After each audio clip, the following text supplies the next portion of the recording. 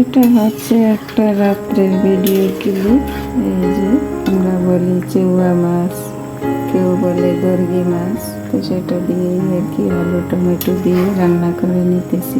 নেওয়া হয়ে গেছে, একটু জলের পানি দিয়ে দিয়েছি, আর একটু বলক আসলে রান্না হয়ে যাবে। ও রান্না শেষ, এখন আমরা খাওয়া দাওয়া করে নেব রাতের।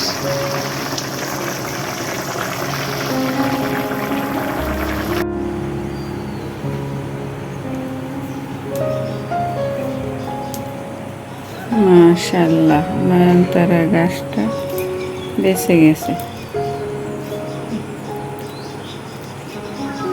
পানি দিয়ে দিচ্ছি সকাল সকাল, সারাদিনে যে রৌদ্র।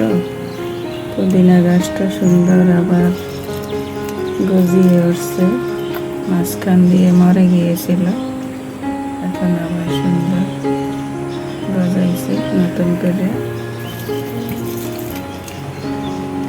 আর এই যে ড্রাগন ফল গাছটা আমার একেবারে ফুলের টপ পড়িয়া, এই ডালটাও ভেঙে গেছে, এই ডালটাও ভেঙে গেছে, জানি না আবার হয় কিনা।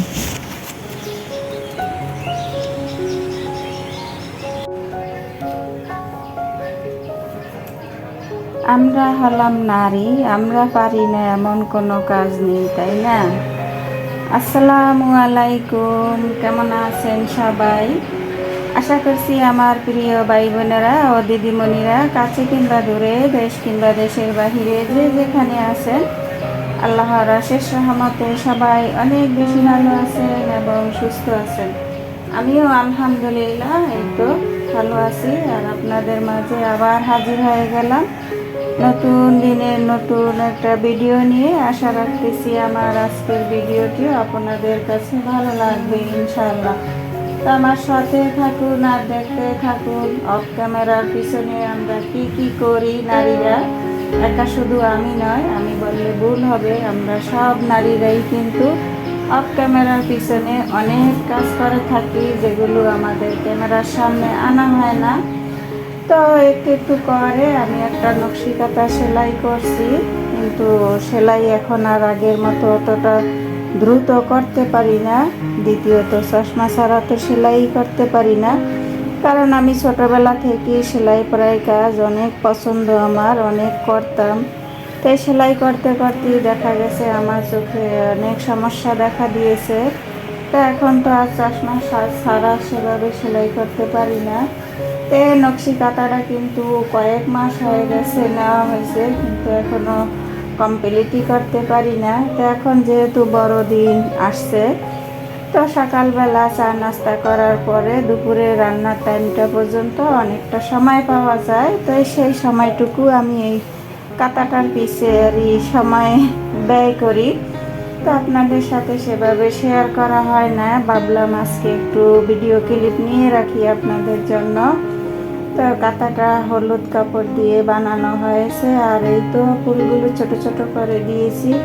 ফুলের পাতা এবং ডাঁটা হবে সবুজ আর ফুলটা হবে লাল। এই তো আল্লাহ পাক যদি বাঁচিয়ে রাখেন, পুরোপুরি কমপ্লিট হলে আপনাদের সাথে শেয়ার করব।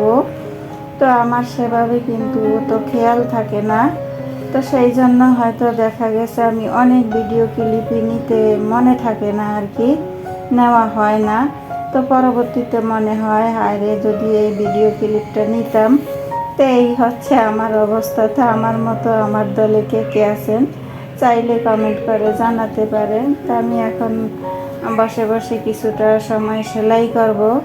তো সকালবেলা নাস্তা খাওয়ার পরে তো যে যার কর্মস্থানে চলে গেছে, পরে থাকি শুধু বাসায় আমি। তা আমি বাসার কাজগুলো টুকটুক করে থাকি আর আপনাদের সাথে বক করি। এই হচ্ছে আমার অবস্থা। এখন চলে আসলাম কিচেনে। এই তো আমি কিন্তু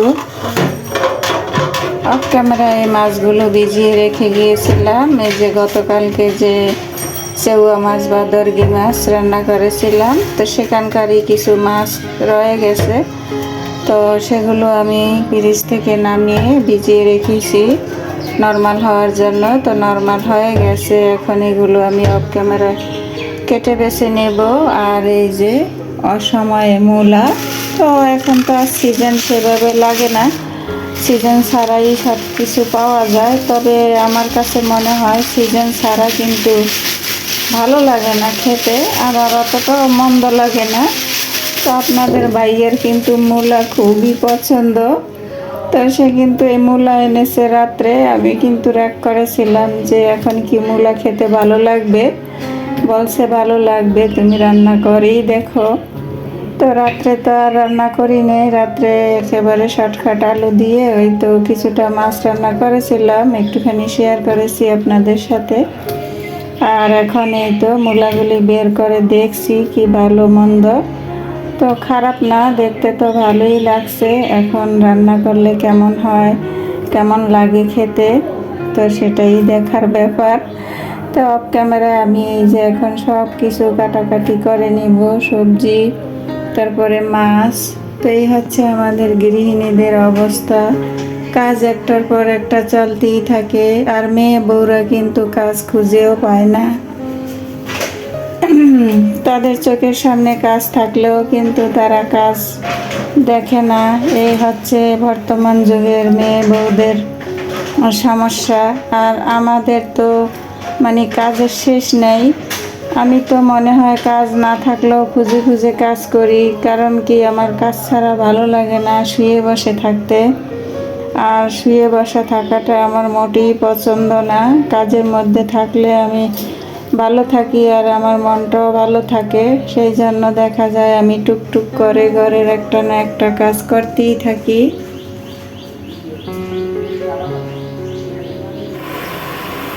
অফ ক্যামেরায় মাছ তরকারি সব কিছু কেটে নিয়েছি। আর এই তো অফ ক্যামেরায় এখানে ভাত বসিয়ে দিয়েছি, অলরেডি ভাতটা বলক এসে গেছে। তো এখানে ভাত হতে থাকবে আর অন্যদিকে আমি কাজগুলো সেরে নেব। আর চুলায় এই তো আমি মূলা তরকারিটা এই যে এভাবে জিরি জিরি করে কেটে নিয়েছি, আর মূলাটাকে একটু বাপিয়ে নিচ্ছি মূলাগুলো। তো আমার কাছে মূলাগুলো বাপিয়ে রান্না করলে খেতে বেশ ভালো লাগে, তা না হলে মূলার যে একটা বাজে স্মেল থাকে আমার মনে হয় সেটা থেকে যায়। তো আমি সবসময় কিন্তু মূলা বাপিয়ে রান্না করি। আর যেহেতু এখন মূলার সিজনও না, তো এই তো বাফানোর জন্য চুলা বসিয়ে দিলাম। এখানে মূলাটা একটু বাপিয়ে নেব আর অন্যান্য টুকটাক কাজগুলো আমি করে নেব। তো আমার আপুরা ভাইয়ারা দিদিমণিরা, জানি না এই পর্যন্ত আমার সাথে কে কে আছেন, আমার ভিডিওটি কে কে দেখছেন বা দেখছেন না, তো প্লিজ সবাইয়ের কাছে সবাই কিন্তু ভিডিওতে একটা লাইক দিয়ে পুরো ভিডিওটা দেখে নেবেন। সবাই সবাইকে সাপোর্ট করবেন, সবাই সবাই পাশে থাকবেন, তা না হলে আমরা কোনো দিনই এগিয়ে যাওয়া সম্ভব হবে না। এখানে কেউ হিংসে বিদ্বেষ করবেন না, আপুরা ভাইয়ারা দিদিমণিরা সবাই সবাইকে সহযোগিতা করবেন। আর এখানে লাইক দিতে কিন্তু কোনো টাকা পয়সা লাগে না, জাস্ট আপনার আমার হাতের একটা ক্লিক করলেই কিন্তু লাইকটা হয়ে যায়। তো এই কাজটা সবাই মনে করে করিয়ে দেবেন সবাই সবাইকে। তো এখানে মূলাটা বাফানো হতে থাক আর আমি টুকটাক কাজগুলো সেরে নেব।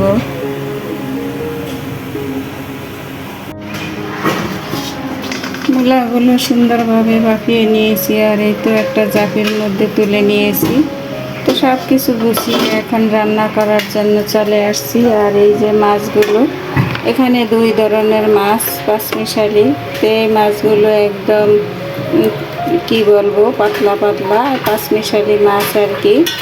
তো এই মাছগুলো আমি হাতে মেখে, মাত্র 2টা টমেটো নিয়েছি, বেশি নেইনি। তো হাতে মেখে আমি টমেটো দিয়ে এই মাছটা চচ্চড়ি করব। আর এই চেউয়া মাছটা দিয়ে আমি মূলা দিয়ে রান্না করব। তো আমাদের বলা জেলায় এটাকে চেউয়া মাছ বলে, আবার কোনো কোনো জায়গায় দর্গি মাছ বলে, তো যে যেটা বলে আর কি। তো চট্টগ্রাম জেলায় বলে চিংড়ি মাছ। যেহেতু আমি বিভিন্ন জেলায় বাড়া ছিলাম, তো অনেক জেলারই অনেক কিছুর নাম জানি। তো এখন আমি এই মাছটা হাতে মাখিয়ে বসিয়ে দেব। আসলে দেখুন, রান্না করতে বা খেতে তেমন একটা টাইম লাগে না, কিন্তু এই যে সব কিছু গুছিয়ে আনতে কিন্তু অনেকটা সময়ের ব্যাপার। তো এখানেই হচ্ছে আমাদের সময়। এই যে আর বিশেষ করে ছোট মাছগুলো কাটা ধোয়া এগুলো কিন্তু অনেকটা সময় লেগে যায়।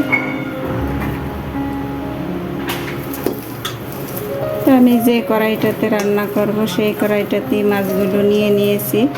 এখন সব কিছু দিয়ে আমি সুন্দর করে মেখে নেব। তো পেঁয়াজগুলো আমি একটু হাতের সাহায্যে চটকিয়ে দিচ্ছি।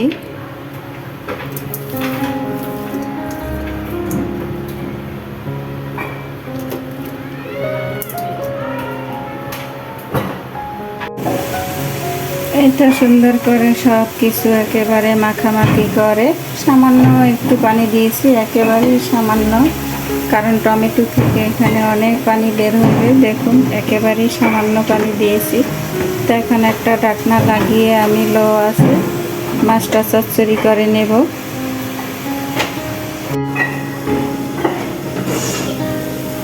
মাশাআল্লাহ, দেখুন আমি কিন্তু কোনো জল ব্যবহার করিনি।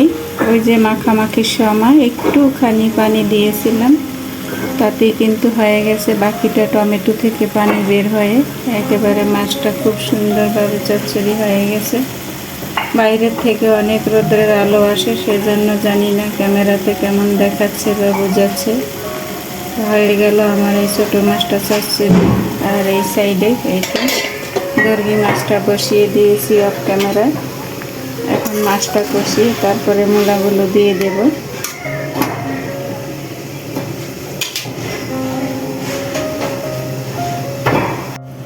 এই তো রান্না বান্না ডান হয়ে গেল। মূলা দিয়ে চেউয়া মাছ দিয়ে রান্না। আর এইটা ছোটো মাছটা বাটিতে উঠিয়ে নিয়েছি, টমেটো দিয়ে ছোটো মাছটা চচ্চড়ি।